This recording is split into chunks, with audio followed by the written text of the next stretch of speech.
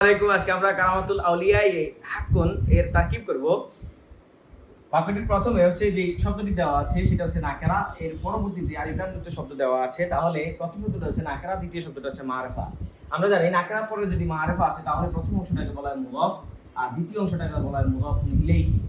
আর আমরা জানি মুদাফ মুদাফ ইলাইহি মিলে মূলত বাক্যের একটা অংশ হয়। এটা যদি বাক্যের প্রথমে আসে তাহলে এটা হয় মুবতাদা, মুবতাদার পরবর্তীতে যদি আসে তাহলে এটা হয় খবর। আর যদি ফেলের পরবর্তীতে আসে তাহলে হয় ফাইল, আর ফাইলের পরবর্তীতে যদি আসে তাহলে হয় এটা মাফউল বিহি, আর হরফে জারের পরবর্তীতে যদি আসে তাহলে হয় মাজরুর। যেহেতু আমাদের কারামাতুল আউলিয়া এটা হচ্ছে বাক্যের প্রথমে এসেছে, এই জন্য আমরা এটাকে মুবতাদা লিখেছি।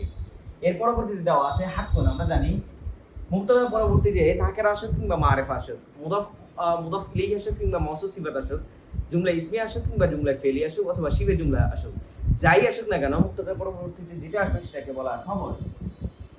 আমরা জানি মুবতাদা খবর মিলে স্বাভাবিকভাবে কি হয়, যেহেতু বাক্যটি এসিম দিয়ে শুরু হয়েছে তাই এটা হয় জুমলা ইসমিয়া।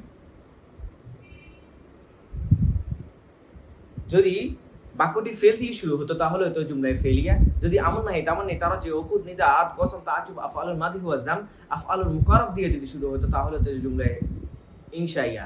যদি এসিম দিয়ে শুরু হতো তাহলে তো জুমলা ইসমিয়া ইনশাইয়া, আর ফেল দিয়ে যদি শুরু হতো তাহলে তো জুমলায় ফেলিয়া ইনশাইয়া।